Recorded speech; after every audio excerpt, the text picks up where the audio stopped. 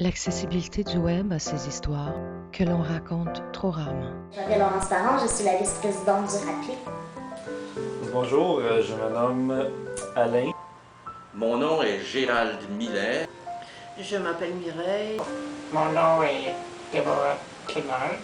L'accessibilité du web, c'est Le web, c'est la plus grande bibliothèque du monde. Depuis l'existence du web, l'existence d'Internet, j'ai accès à des milliards de documents. Auparavant, j'avais pas d'accessibilité, il fallait que je dépende des gens, qu'ils fassent des appels pour moi et tout, mais présentement, je dépends plus des gens. L'autoroute d'information, ça fait pas loin de 20 ans que c'est mon bras droit. Je gère mes comptes, je fais des recherches,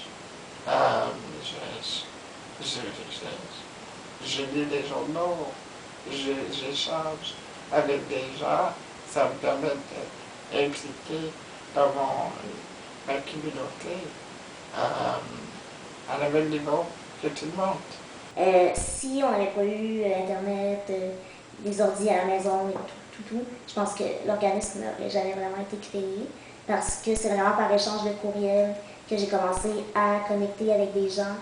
Puis ça n'aurait pas été possible, je pense, de se rencontrer physiquement autant de fois. On s'est connus genre en plein hiver, là.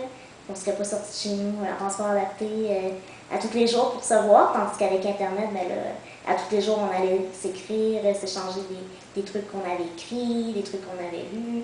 Fait que c'est vraiment, je pense que l'organisme que j'ai fondé est comme basé à 90% sur des échanges virtuels, en fond. Le web m'apporte également une grande autonomie, comme par exemple faire des achats en ligne ou commander des fleurs. Par exemple, faire son épicerie en ligne aussi, c'est génial. Pas besoin de se déplacer ou d'envoyer quelqu'un ou de se trouver un bénévole.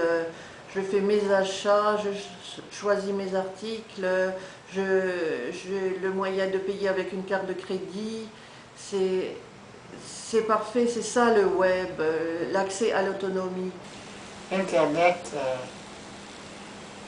comme on dit en anglais, levels the playing field for everyone, pour tout le monde, à tous les niveaux. Donc, évidemment, Internet, ça a été également une source d'information hors du possible. On a vraiment pu s'ouvrir sur le monde, ce qui se faisait même au Québec, qui n'est pas nécessairement diffusé dans les médias mainstream.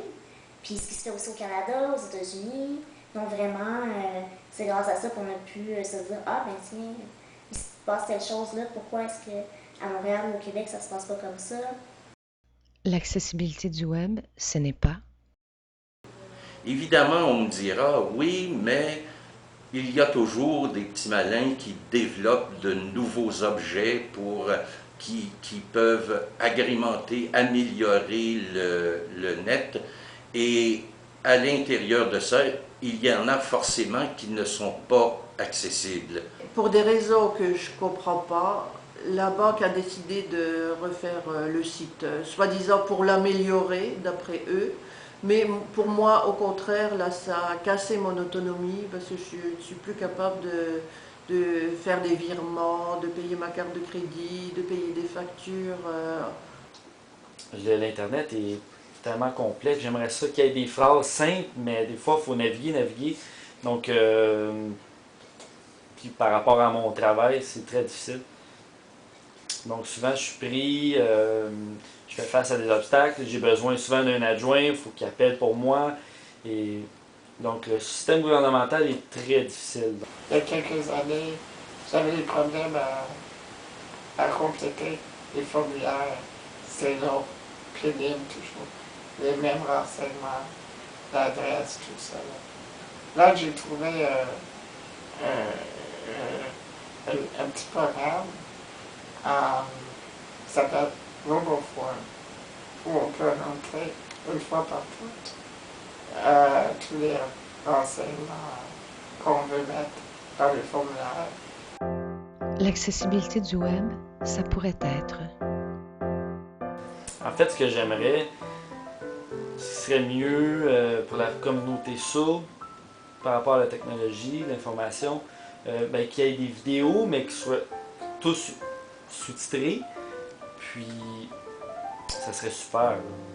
J'aimerais ça que de plus en plus la reconnaissance vocale soit plus efficace. On est bloqué à cause des CAPTCHA. J'aimerais que ça n'existe plus, ces CAPTCHA, parce que c'est vraiment un gros obstacle à l'autonomie et la confidentialité.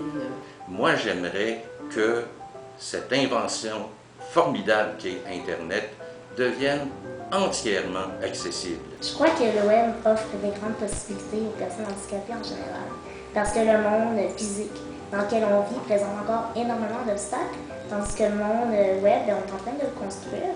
Il semblerait qu'il n'est quand même pas trop tard pour corriger les erreurs.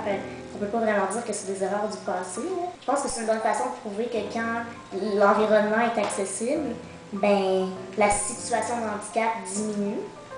Les différences restent, mais les situations de handicap diminuent. Donc, ça va peut-être même pouvoir aider les personnes handicapées à faire avancer leurs revendications dans le monde dit physique et réel. Merci aux participants Alain Elmaleh, Deborah Kennard, Mireille Manavella, Gérald Miller, Laurence Parent. Réalisation Catherine Roy, aide au montage Laurence Parent, musique Jared C. Balog, The Happiest Life. Demain, le web sera plus humain. 2011, sous licence Creative Commons.